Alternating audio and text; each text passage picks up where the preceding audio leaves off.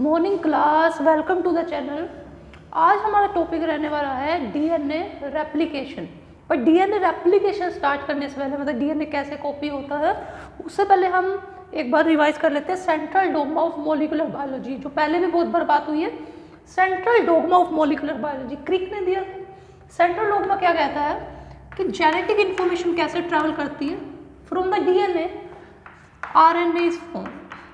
अब ऐसा नहीं है कि डीएनए से आरएनए बन रहा है एक्चुअली, क्योंकि रॉ मटेरियल तो आरएनए के लिए राइबोन्यूक्लियोटाइड है, वो साइटोप्लाज्म से या न्यूक्लियोप्लाज्म से आएगा, तो रॉ मटेरियल अलग है।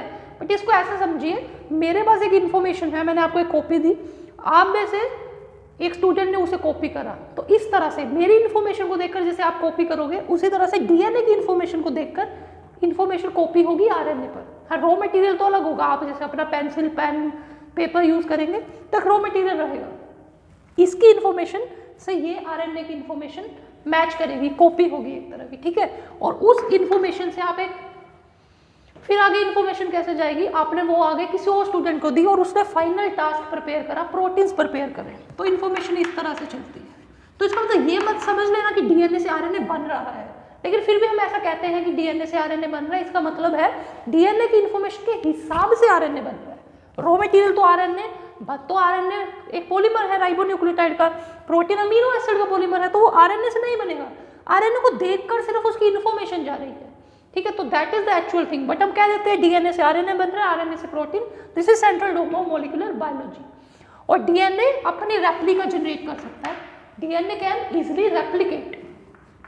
ये जेनेटिक मटेरियल होने के लिए मेन कंडीशन है कि जो जेनेटिक मटेरियल है वो अपनी कॉपी बना पाए, रेप्लिकेशन कर पाए, ठीक है। तो ये जो प्रोसेस है डीएनए से आरएनए बनना, this process is called as transcription. इसको कहते हैं ट्रांसक्रिप्शन। डीएनए से आरएनए बनना, अगेन डीएनए से नहीं बन रहा है, बट हम कहेंगे डीएनए से आरएनए बनना है जब ट्रांसक्रिप्शन। ये प्रोसेस है translation. This process is translation.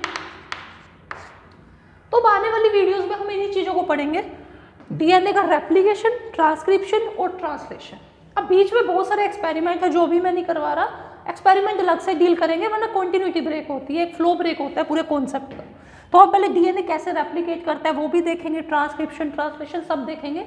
और आज हम करने वाले हैं डीएनए कैसे रेप्लिकेट करता है, एक डीएनए से दो डीएनए मॉलिक्यूल कैसे बनते हैं। So let us start DNA replication. DNA replication,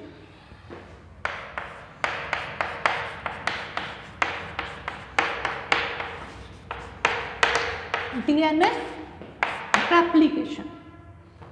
अब डीएनए रेप्लिकेशन के बारे में सबसे पहला point, that DNA replication is a semi conservative process. DNA replication is semi conservative.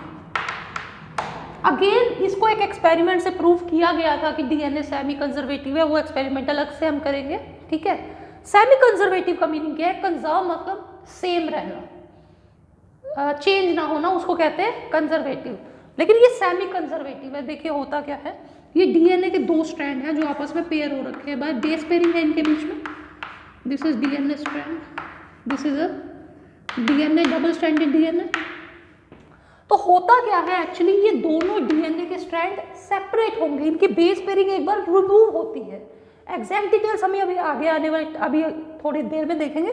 अब इतना समझिए, इनकी बेस पेयरिंग ऐसे दो स्ट्रैंड है, दो स्ट्रैंड की बेस पेयरिंग खत्म होंगी, तो ये स्ट्रैंड अब सिंगल हो गए।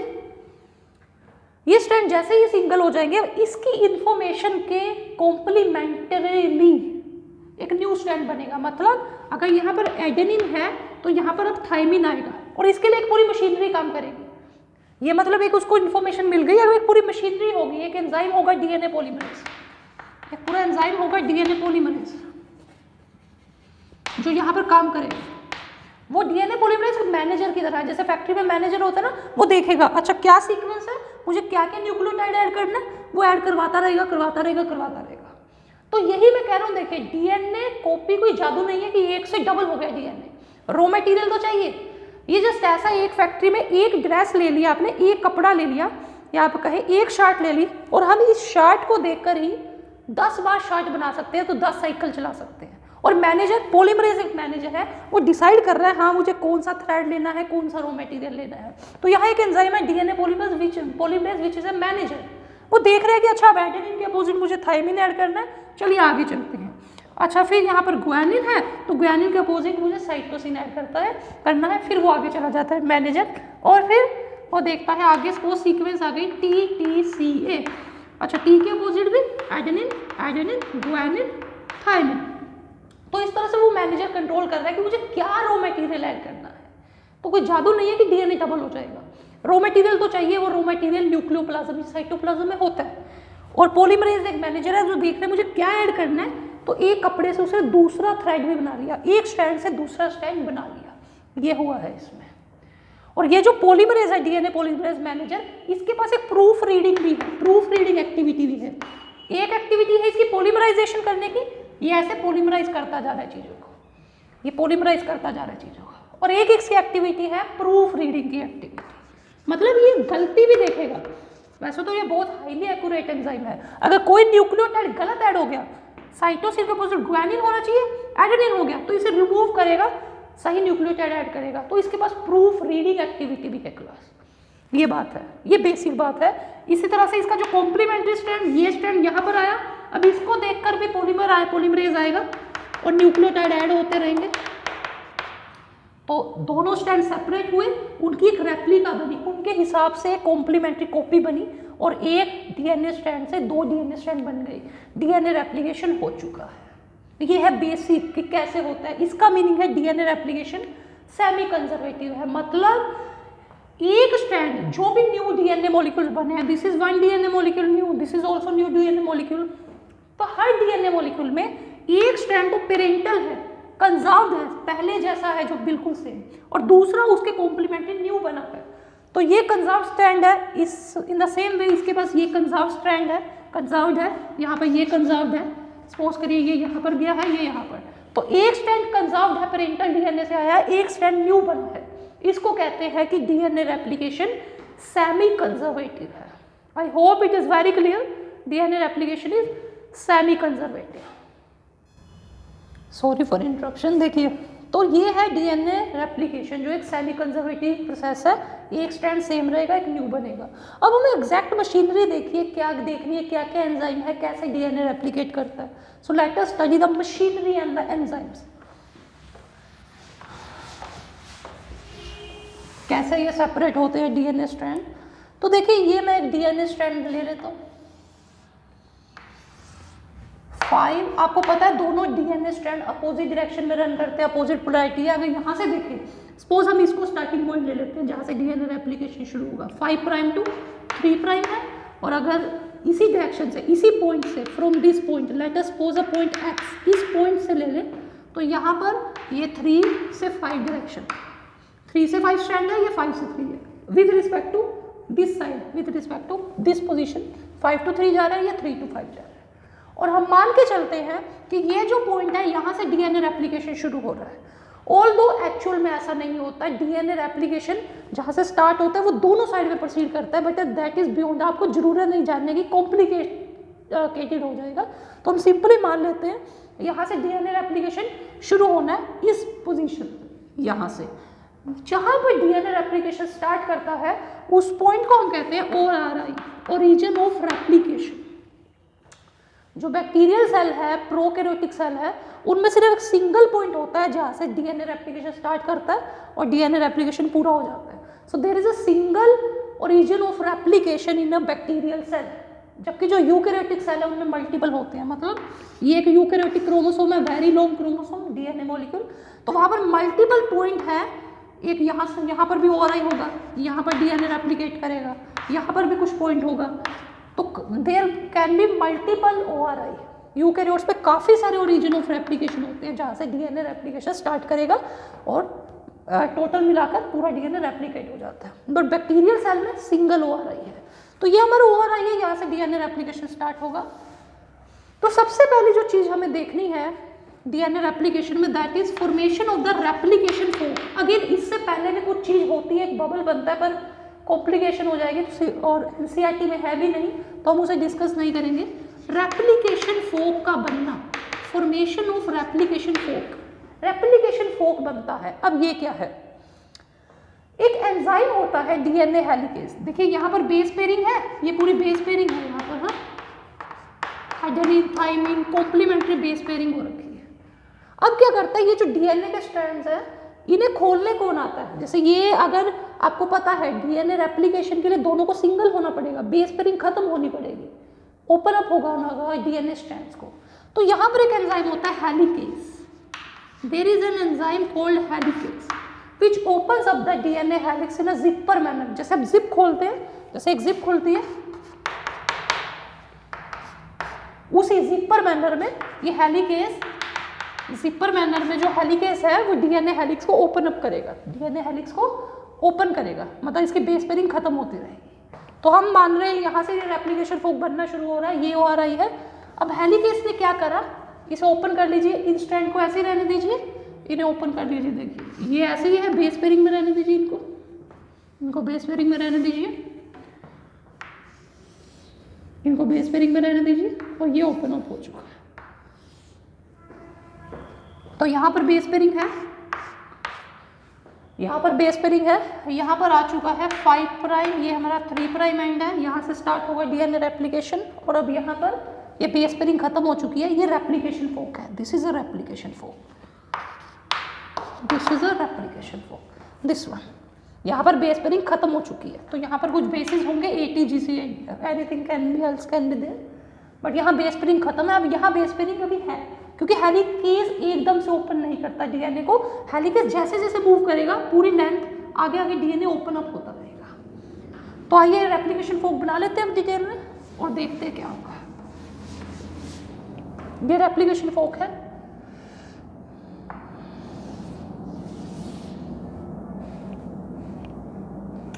इसे थोड़ा उल्टा बना लेते हैं, इजी हो जाएगा प्रेजेंटेशन, ऐसे बना लेते हैं इसे, क्योंकि एनसीईआरटी में सेम है सब। ये है रेप्लिकेशन फोक, ये मान लीजिए यहाँ से रेप्लिकेशन स्टार्ट हो रही है, वहाँ से नहीं, यहाँ से स्टार्ट हो रही है, वहाँ को प्रोसीड कर रही है, ठीक है। ये है इसका 3 प्राइम एंड, ये है 5 प्राइम एंड। अब मैं चाहता हूँ आप दो चीज़ों को बहुत अच्छे से समझ लें, टेम्पलेट स्ट्रैंड और template and the new strand. ये टेम्पलेट स्ट्रैंड है, मान लीजिए आप एक इन्फॉर्मेशन को देखकर उसे ट्रेस कर रहे हैं, तो जो इन्फॉर्मेशन एक्चुअल है जिसको देखकर आप कोई कॉपी बना रहे हैं वो टेम्पलेट है। जैसे एक मैनेजर इस चार्ट को देखकर एक कॉपी बनाए, तो ये मेरे टेम्पलेट स्ट्रैंड होगा, टेम्पलेट होगी, और वो न्यूली उसे हम न्यू स्ट्रैंड बोलेंगे। तो ये मेरा टेम्पलेट है जिसे देखकर इन्फॉर्मेशन कॉपी होनी है, जिसे देखकर रेप्लिका बननी है डीएनए की, ठीक है। ये टेम्पलेट स्ट्रैंड है, ये भी टेम्पलेट स्ट्रैंड है, this is template, this is also template, और इन दोनों पर एक न्यू स्ट्रैंड अब बनेगा।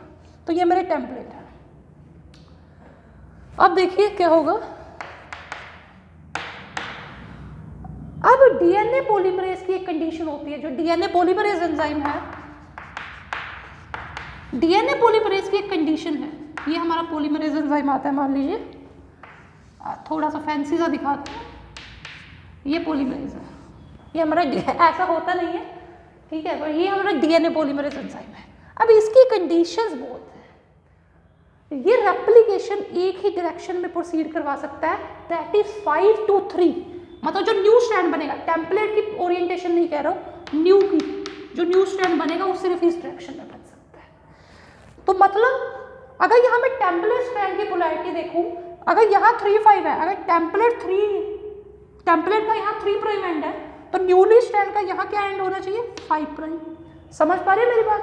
अगर टेम्पलेट यहाँ 3 प्राइम में है, क्योंकि डीएनए में अपोजिट एंटी पैरेलल पोलैरिटी होती है, तो अगर यहाँ पे 3 प्राइम है तो उसका अपोजिट जो टेम्पलेट की पोलैरिटी, टेम्पलेट का यहाँ 3 प्राइम एंड है, तो जो न्यू स्ट्रैंड बनेगा उसका तो यहाँ 5 प्राइम एंड आएगा। ऑब्वियसली यहाँ टेम्पलेट का 5 प्राइम है, तो इसके अपोजिट 3 प्राइम होना चाहिए। बट अब पॉलीमरेज की पहली कंडीशन तो ये है कि वो 5 से 3 के डायरेक्शन में बना सकता है, मतलब टेम्पलेट 3 to 5 होना चाहिए, खुद वो 5 to 3 में सिंथेसाइज करेगा।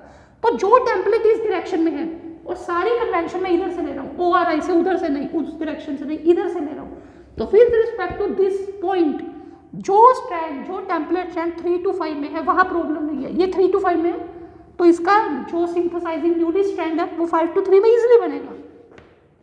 बना लो, ऐसे बनेगा इजिली, यहाँ से बनना शुरू हो जाएगा। यहाँ से बनना शुरू हो जाएगा। और जैसे ये और ओपन अप होगा, जैसे ये और ओपन अप होगा, ये जैसे और ओपन अप होगा, मान लीजिए अभी तो इतना ओपन अप हुआ है, हेलिकेज आगे भी तो ओपन करेगा, तो यहाँ से आगे से ये जो बेस पेयर था बाद में ये भी ओपन अप हो गया, तो यहाँ पर डीएनए सिंथेसिस कॉन्टिन्यूसली प्रोसीड करेगी। तो ये जो स्ट्रैंड बनता है ये इजीली बन जाता है। कौन से वाला? जहाँ टेम्पलेट, जो टेम्पलेट स्ट्रैंड्स 3 to 5 में जा रहा है with respect to this point P, with respect to this point, जो टेम्पलेट 3 to 5 में है उसका न्यू स्ट्रैंड इजीली सिंथेसाइज होगा, वहां पर हम इसे कहेंगे लीडिंग स्ट्रैंड, क्योंकि ये कॉन्टिन्यूसली बन रहा है, कोई प्रॉब्लम नहीं है। अभी देखते हैं क्या है वहाँ प्रॉब्लम। यहाँ पर 3' डायरेक्शन आ गई। अब जो न्यू स्ट्रैंड बन सकता है वो 5 to 3 में ही बन सकता है। अगर इसका 3 यहाँ है मतलब 5' यहाँ आएगा, इस बनेगा न्यूली का। तो डीएनए पॉलीमरेज, अगेन ये जो पॉलीमरेज है हमारा, ये जो पॉलीमरेज है ये यहाँ से ऐसे नहीं जा सकता। अगर ऐसे जाता तो कोई प्रॉब्लम ना होती, कॉन्टिन्यूस चलता रहता, प्रॉब्लम ही खत्म। बट ये अब ऐसे जाएगा, ये इस डायरेक्शन में सिंथेसिस करेगा 5 to 3। तो चलिए इतना पीस तो बन गया, पर जब डीएनए अब और ओपन अप होगा फिर क्या होगा? जब ये डीएनए और ओपन अप होगा, अब इसको भी ओपन कर लीजिए, मैं मान के चलता हूँ अब ये थोड़ा फोक बड़ा हो गया, मतलब यहाँ से ये और ओपन अप हो गया, इसे ऐसा कर लीजिए। तो इतना तो बन चुका था, तो ये और ओपन अप हो चुका है, देखिए ये इतना ओपन अप हो चुका है। तो इतना स्ट्रैंड तो बन चुका था, लेकिन अब ये और ओपन अप हुआ है। यहाँ पे कैसे बनेगा? अगेन इसका इस साइड पर तो आएगा ये वाला अपना 3', यहाँ होगा 5'। तो अगेन अब प्रॉब्लम आएगी, क्योंकि डीएनए पॉलीमरेज 5 to 3 में जा सकता है, फिर वो दोबारा रेप्लिकेशन शुरू करेगा। तो इसकी वजह से कॉम्प्लिकेशन आती है कि जो एक स्ट्रैंड है वो डिसकॉन्टिन्यूसली फ्रेगमेंट्स में बनता है। ये फ्रेगमेंट्स में बन रहा है। थोड़ा डायग्राम बेकार हो गया, देखिए इसे मैं ऐसा दिखा लूँ।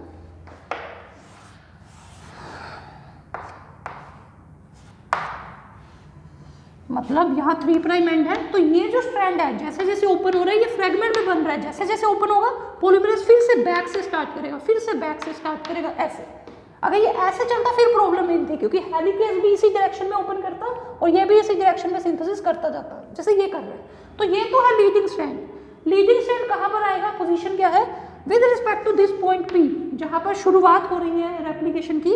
जो टेम्पलेट स्ट्रैंड 3 to 5 में जा रहा है, देखिए 3 to 5 वहाँ लीडिंग स्ट्रैंड बनता है, लेकिन जो टेम्पलेट 5 to 3 में है वहाँ लैगिंग स्ट्रैंड बनेगा, क्योंकि अब ये स्ट्रैंड को कहते हैं हम लैगिंग स्ट्रैंड। इस स्ट्रैंड को कहते हैं हम लैगिंग स्ट्रैंड। लैगिंग क्यों? क्योंकि ये स्ट्रैंड पूरा बन भी चुका है, जब तक ये स्ट्रैंड तो पूरा बन चुका है, पर ये फ्रेगमेंट्स में बना है। उसके बाद कुछ और एंजाइम आएंगे जो इन फ्रेगमेंट्स को ज्वाइन करेंगे। जैसे एक एंजाइम आता है डीएनए लाइगेज का काम होता है ज्वाइन करना, वो इन फ्रेगमेंट्स को ज्वाइन करेगा, डीएनए लाइगेज आएगा। अभी मैंने प्राइमर, एक चीज मिसिंग है, मैं अभी बताऊंगा प्राइमर के बारे में।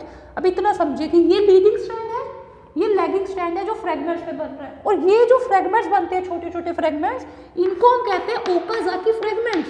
एक साइंटिस्ट था जापानीज साइंटिस्ट ओकाजाकी फ्रेगमेंट्स कहते हैं इन्हें हम। क्या कहते हैं इन्हें हम? ओकाजाकी फ्रेगमेंट्स, जो ऐसे टुकड़े बनते हैं लैगिंग स्ट्रैंड के।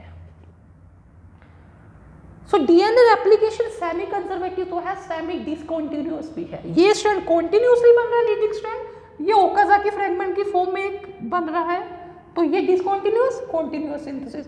That is why DNA replication is semi discontinuous. Okay, semi conservative and semi discontinuous. अब बात आती है एक आरएनए प्राइमर की, उसे देख लेते हैं। आरएनए प्राइमर का क्या बात है? किसी फोक को लेते हैं, ये फोक था बच्चों 3', 5', 3'। पॉलीमरेज की एक और कंडीशन है, पॉलीमरेज रेप्लिकेशन को शुरू नहीं कर पाता। और क्यों नहीं कर पाता? वो कहता है कि मैं यहाँ सिंगल स्ट्रैंड पर आ तो जाऊंगा, मेरे को एक सिंगल स्ट्रैंड चाहिए, यहाँ से मैं न्यूक्लियोटाइड ऐड तो करूंगा, पर मुझे इनिशियली एक स्ट्रेच चाहिए जो डबल स्ट्रैंडेड हो। इसे इनिशियली एक छोटा सा टुकड़ा चाहिए जो डबल स्ट्रैंडेड हो। तो यहाँ तो कोई पीस है नहीं, समझ रहे हो मेरी बात? ये पॉलीमरेज आ रहा है, ये कहता है मैं स्टार्ट नहीं कर सकता। स्टार्ट क्यों नहीं कर सकता? ये तो पूरा सिंगल स्ट्रैंडेड है, मुझे एक स्ट्रेच तो दो, मतलब ऐसे लगा लो कि मुझे एक हेल्पर तो दो जो आके मेरा हाथ पकड़े, फिर मैं स्टार्ट करूंगा, फिर मैं ऐड करता जाऊंगा न्यूक्लियोटाइड्स। तो यहाँ पर एक इसे स्ट्रेच चाहिए, तो ये सीधा स्टार्ट नहीं कर सकता, तो वो स्ट्रेच कहाँ से आता है, यहाँ पर फिर एक और एंजाइम आएगा, that enzyme is primase, that enzyme is primase, enzyme है प्राइमेज, ये एंजाइम आता है। इसको ऐसे दिखा लें, इसको दे लो,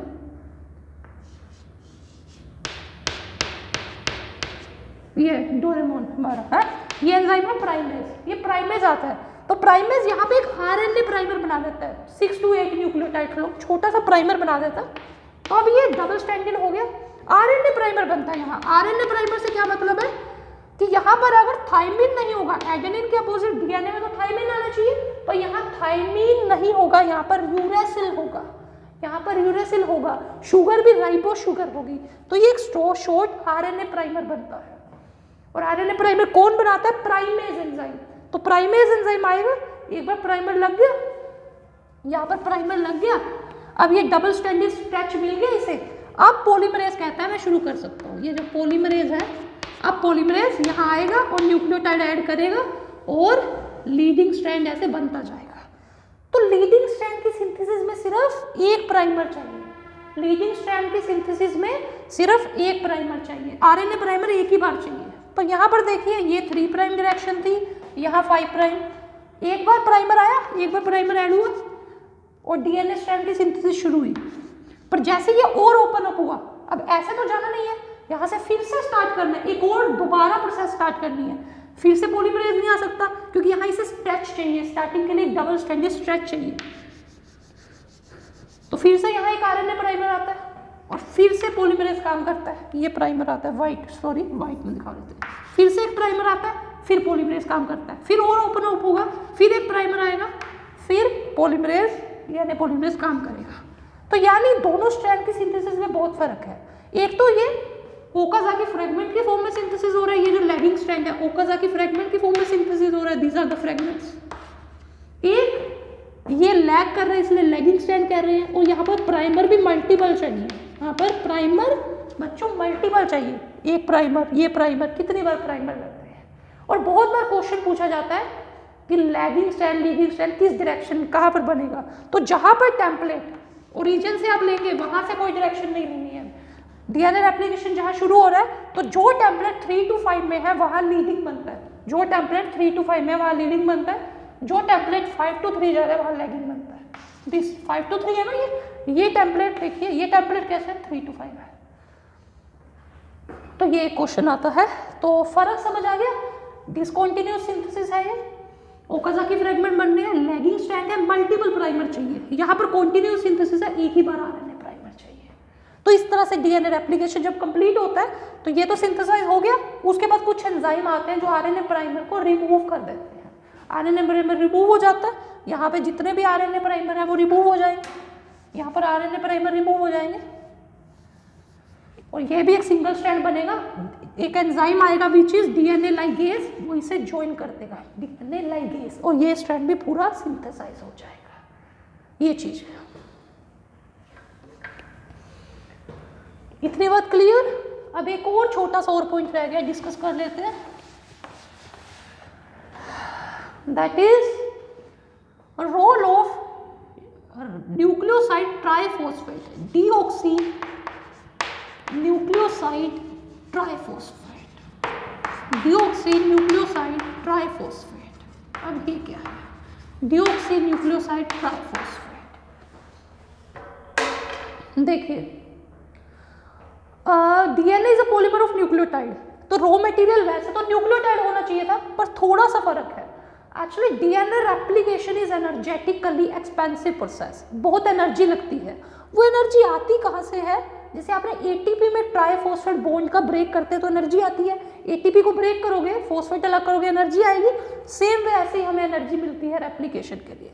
तो क्या होता है, जो इसके raw material nucleotide actually activated form में होते हैं एज न्यूक्लियोसाइड ट्राइफॉस्फेट। मतलब देखिए रॉ मटेरियल तो ये होना चाहिए था शुगर, शुगर के साथ बेस नाइट्रोजनस बेस, ये मान लो डीएनए स्ट्रैंड है टेम्पलेट है, यहाँ पर लगना तो था ये चीज, एक न्यूक्लियोटाइड लगना चाहिए था, है ना, यहाँ पे रॉ मटेरियल क्या है न्यूक्लियोटाइड होना चाहिए था, पर न्यूक्लियोटाइड नहीं आता। न्यूक्लियोटाइड प्रेजेंट नहीं होते, न्यूक्लियोटाइड एक्टिवेटेड फॉर्म में होते हैं, यहाँ पर 3 फॉस्फेट होते हैं। So we are having nucleoside triphosphate. अब इसे न्यूक्लियोटाइड मत कहना, क्योंकि हमने इसे नेम कैसे दिया है, न्यूक्लियोसाइड, इतने पार्ट को आप न्यूक्लियोसाइड कह दीजिए, इसे आप ट्राइफॉस्फेट कह दीजिए।